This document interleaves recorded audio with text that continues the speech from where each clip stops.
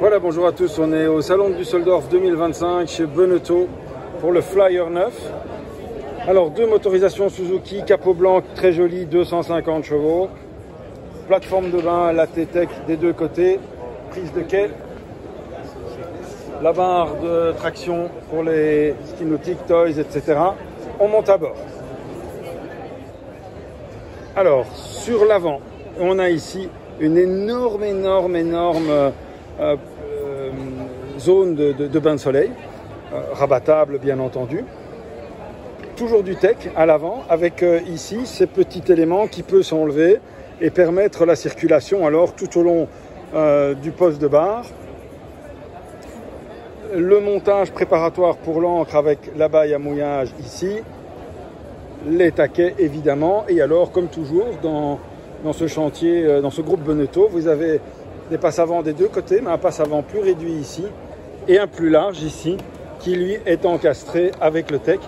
Il y a, je vois, des petits éclairages de cockpit qui sont là.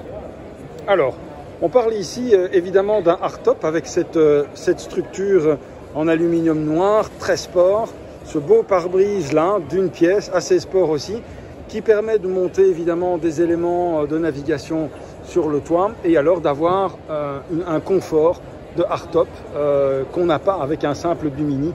Donc je pense qu'ici, à moins que ce soit une histoire de budget, il faut vous conseiller d'aller vers le hardtop. Ici on a donc un très beau cockpit avec une banquette en U, c'est vraiment un U de réelle taille, avec cette banquette là rabattable. Un poste de barre ici que je vais détailler dans une minute. La table, bien entendu, est montée sur Vera, donc on peut l'aligner, on pourrait faire un plus grand bain de soleil encore ici. Et si je peux filmer ça, tout ça, de façon très agréable, je vais remonter ici la banquette. Voilà, elle se remonte très facilement d'un simple coup de main avec de quoi fixer les coussins ici. Si j'ai pu faire ce plan-là, c'est parce que ces gens se trouvent sur ce balcon qui est déployable depuis le franc-bord, dont vous voyez ici que le franc-bord est coupé là et est coupé ici, et que cette partie-là, évidemment, est basculante et permet d'avoir cette terrasse supplémentaire qui augmente l'espace à bord. Vous voyez, 3 personnes se trouvent dessus et on garde un accès depuis l'entrée du bateau de la plateforme de bain jusque soit le passe avant qui va vers l'avant ou soit l'espace intérieur et le poste de bar. Alors, le poste de bar, je peux y accéder par ici. Maintenant que j'ai remonté la petite banquette, je peux y accéder par ici, entre ces impressionnants mains de hardtop, et j'arrive au poste de bar qu'on découvre découpé en 2 bolsters. Ça, c'est chouette de ne pas avoir une banquette avec un gros boudin bolster ici, mais au contraire 2 parties. Donc, pour m'installer là, hop, je relève le bolster complètement.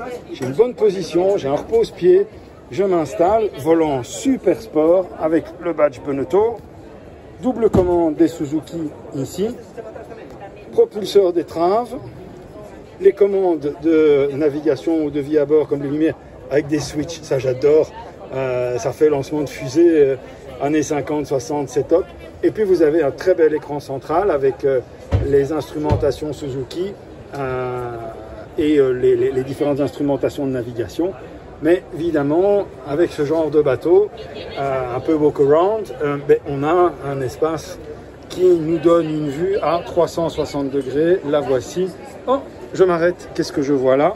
La possibilité de faire à manger. Donc on a une cuisine, ici, carrément, sur le pont supérieur, sur l'ouverture, pour desservir directement la salle à manger qui se trouve un peu en contrebas de ce podium de poste de bar, et qui n'est pas trop dans le chemin non plus du poste de bar, puisqu'on peut relever le bolster. On peut même imaginer l'abaisser et se dire « Ah ben tiens, je m'assieds dessus, comme ça, hop ». Et là, j'ai accès à ma cuisine, je me repose un peu pendant que mes pâtes cuisent. Donc, je vous disais 360 degrés. Ici, on est nombreux, hein, Salon de Düsseldorf, le samedi, c'est pas pour rigoler.